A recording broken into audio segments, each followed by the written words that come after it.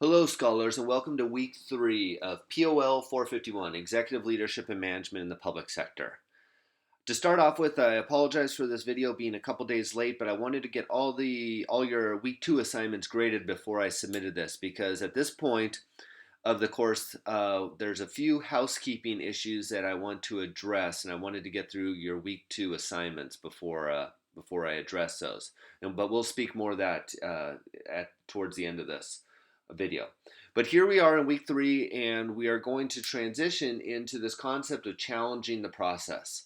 Challenging the process. We have chapter 6 and chapter 7 that we're going to read this week on searching for opportunities and experiment and taking risks. So if we look for our agenda for week 3, we see that we have some readings, we have some lectures, we have a discussion board, we have an application exercise, we have a quiz, and then we want to plan ahead because next week that assignment, that historical leader is due, and then there's some different leadership and type characteristics, some PowerPoints that I added that go over some of those very real common leadership characteristics and types that we hear of and that we've read or that we read about commonly lately, or that are the popular leadership types that are around in literature today. So we have, if we break down our week, we have week 3 quiz. Once again, we have the week 3 PowerPoint that I would go over first on the lecture on challenging the process, and then I would read chapter 6 and chapter 7. Once again, multiple choice, true, false, or short answer questions. It's not timed, but you must finish the quiz in one session. So always keep that in mind, that when you open this, make sure you have enough time set aside to get through it.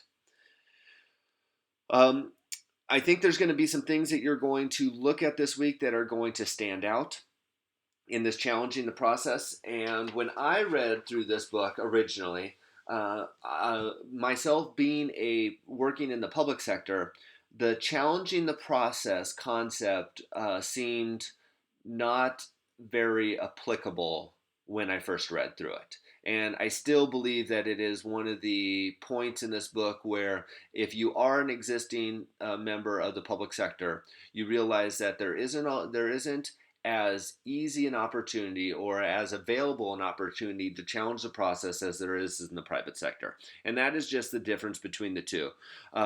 Remember that this course is executive leadership and management in the public sector, and this being public sector based, if you work in the public sector, a lot of this is going to click, and if you work in the private sector, it might click as well, but you might not understand exactly what I'm getting at here. But fundamentally, we know that there's a difference between the private sector and the public sector. And even though there might be arguments out there that there's crossovers, the fundamental difference between the two is one is a for-profit based and the other is not for-profit based. That if you are working in the private sector, that you have the ability to take chances in order to make that profit. Us in the public sector, we do not have the opportunity to take a lot of chances because we are not trying to make a profit. We are trying to do what's best for the public good. And if what's best for the public good is if there is a chance for us to take a chance, then we will utilize that. But more commonly than not, is that we do not take a whole lot of chances because we are not in the business of taking chances at the public's expense. We need to do what is, we deal with a lot of facts and a lot of data-driven decision. We know what the outcomes are going to be. So there isn't a whole lot of opportunities to take chance, nor do we like to take chance with the public's dollars and the public's good. With that being said, we also have typically in the public sector, a very stringent set of rules and policies in which our cities are run by, the charters of our cities have adopted, the SOPs that our different departments utilize, and those almost all outline a standard process in which things are accomplished, all of which do not afford much opportunities to challenge the process. Now, we all know that the process is always changing and evolving to the needs of our citizens.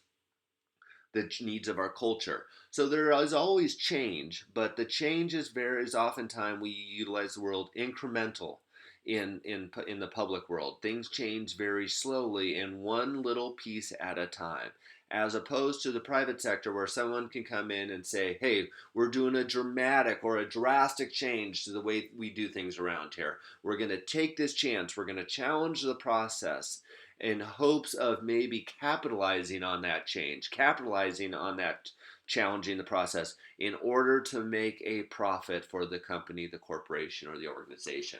So understand that concept as we read through this week's material, as we do these week's assignments, and always think in mind that this class is for the public sector. And I want you to ask yourself, in my organization, do I feel that I have the ability to challenge the process working in the public sector? And if you're a private sector person, kind of ask yourself the same question and say, hey, could I challenge the process in my job in the private sector? And if that is possible, do I believe that it would still be if I could do the same thing in a public sector organization? So I just wanted to put that thought in your head. That's the thought that when I read this material this week that popped in my head, asking myself, could this possibly occur in the public sector as easily as it could occur in the private sector? And as you read through your text, you're realizing that it's heavily weighed based upon private organizations. There's plenty of opportunities and examples of private organizations. And although it's very applicable, I will argue that much of the information here is applicable. We realize that we need to look through it through the lens of a public organization, as a public servant, as a public entity, and understand, just kind of digest it as such. So just some food for thought. So we have our quizzes like we talked about, and then we have our discussion board this week. And have you ever been inspired to challenge the process? Who inspired you and why? Did you act on that inspiration? If you don't have a personal story, share your thoughts on the presidential inaugural speech or a public figure's call to challenge the status quo. Answer in a post and reply comment to two of the others, and your original post needs to be 200 words and your reply needs to be 100 words. So in your organization, have you been inspired to challenge the process? Have you seen one of your coworkers, have one of the leaders that you've worked with challenge the process? Well, how did it work out? Did you act on that inspiration? Did they act, and what was the outcome? If it isn't a personal, we talked about presidential inaugurational speeches, which we already had, or a public figure's call to challenge. Just bring in some idea of where you've seen the challenge. But I always hope that somewhere in your professional life, you've seen someone that's been challenged the process. You've seen changes to SOPs. You've seen changes to the way that your organization implements. You've seen changes to the status quo. You've seen changes in your organization. Let me know how that process worked, if you were a part of it, how it was inspired, and how the outcomes were. Now, once again, 200 words, 100-word reply, and those replies are where sometimes we struggle with. I don't want to hear good jobs. I agree with you. I want you to add to the academic conversations. Remember, this discussion board in our OPS, in our OPS world, this takes the place of the discussion that we would have in the classroom. So I expect you to contribute to the conversation and continue the conversation with your replies. Our week 3 application exercise this week involves President Lincoln's philosophy on innovation and risk taking. There is his speech that I would like you to read through. Read the passage of President Lincoln's philosophy on innovation and risk taking. What were some of the risks he took? How did he seize innovation among his subordinates? What were some of the outcomes that resulted from his encouraging innovation? How can politicians and public administrators learn from Lincoln's example? 3 to 4 paragraphs. Answer the questions in the submission text box below. So sorry as I scroll through this, but remember, write your submission here. We don't want to see it in comments. I want you to write your submission, or we can browse our computer and attach a file which will link to the submission. So Assignment submissions here, not in adding comments. But there we go. Read through Lincoln's, and what I'm really looking for is, although obviously there's some examples, but how can politicians and public administrators learn from Lincoln's example? To get full credit this week, that question needs to be answered in full. And then finally, there are some leadership types. We have our transactional, ethical leadership, charismatic leader, and that transformational leader's example. And there's a PowerPoint for each that kind of explain each one of those. So just kind of put those different, those kind of textbook um, leadership types that we see often in academic literature nowadays. There's just a PowerPoint on each one of those that kind of break them down.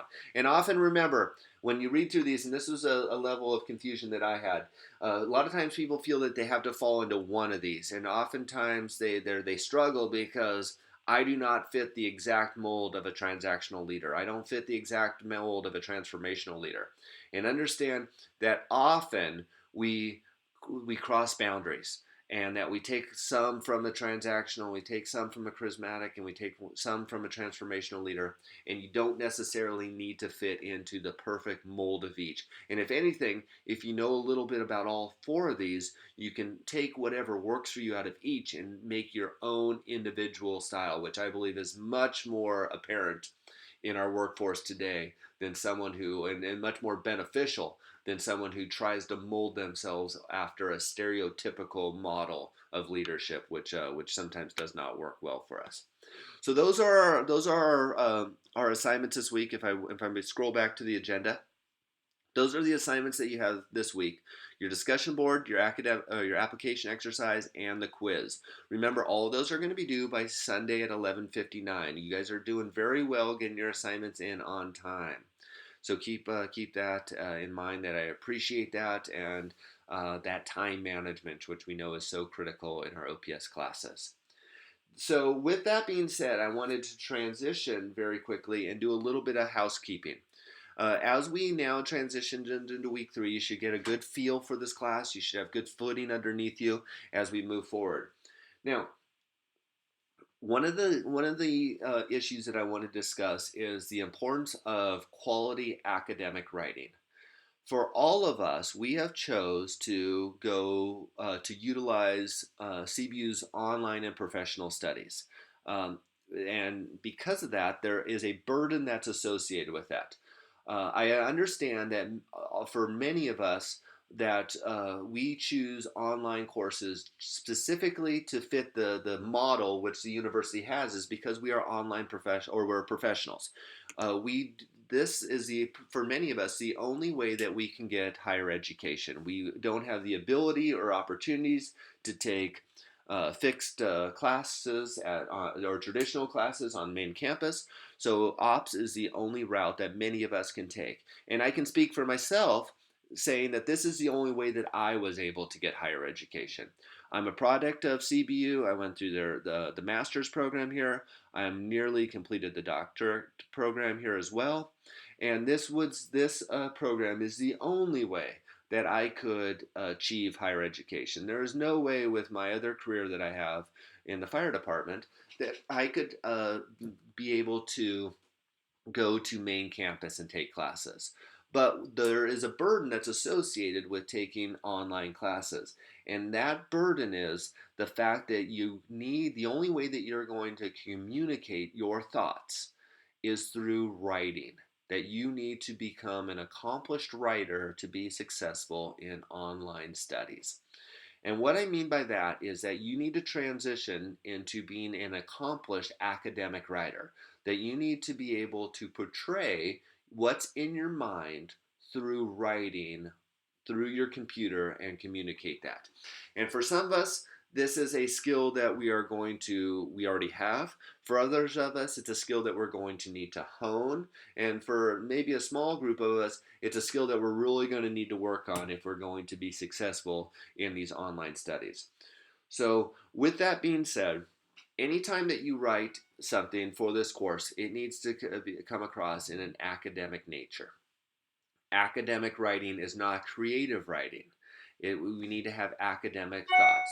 So what I mean by that is I would like to see all of your writing come across in complete thoughts. We need to have an introduction, why we are writing this paper, a body, which we then illustrate our main points and our thoughts that we want to get across. And then we need to conclude every one of our papers. For me, it became a lot easier when I molded all of my papers based upon that concept. I'm going to introduce what we're writing about. I'm going to then describe what my point I want to get across is, and then I'm going to conclude that paper. Remember, in academic writing, if we are going to quote any sort of information, if it is unoriginal material meaning that we are utilizing someone else's material, which is completely acceptable and required in academic writing, because we do not want to know many times what you think. We want to know what the scholars think, or how you're applying this scholar's information into your thoughts and into your process. So anytime that there is unoriginal material, we just need to quote it and reference it. And we need to get accomplished with our APA formatting and our APA referencing. So if this is new to you, I would just do a quick little Google search. Purdue OWL is an excellent point to end up with academic writing, especially when it comes to APA formatting and APA referencing. And just realize that every time that you write a paper, there should be a good flow to it, with an introduction, a body, and a conclusion. And if we implement that into all of our writings, it's going to become a lot easier when we start building upon our larger writings, our larger assignments. It is a much easier flow when it comes to writing, and it is a much easier flow when it comes to reading and expressing a thought. So intros, body, and conclusion. Work on our academic writing. Um, Try not to focus on word counts. Try to focus on objectives. What am I going to try to accomplish in this paper? If I introduce it, that's what my objective is. My objective is going to be included into that introduction. I'm going to meet that objective through the body of my paper, and then I'm going to conclude it. For a few of you in this class, you're having troubles getting enough information across. For some of you, there's some flow issues, and a large percentage of you are doing well. We just need to hone that skill. So in the weeks to come, my grading is going to get a little more stringent when it comes to the quality of your assignments. You just don't need to, if you're going to submit an assignment, that isn't enough. We need to have quality academic writing. You need to answer all portions of the questions in a complete and academic manner. So I expect good things this week. Once again, if you have any issues whatsoever, get a hold of me as soon as possible. I still stand by the stance that if I'm not hearing from you, the assumption is that you are doing excellent in this class, and you don't even need to reach out to me because you're doing so well. So I'll be thinking about you this week. I look forward to reading all your assignments as we work through week 3. I hope that you all have a safe and blessed week. And take care for now. I'll talk to you all very soon.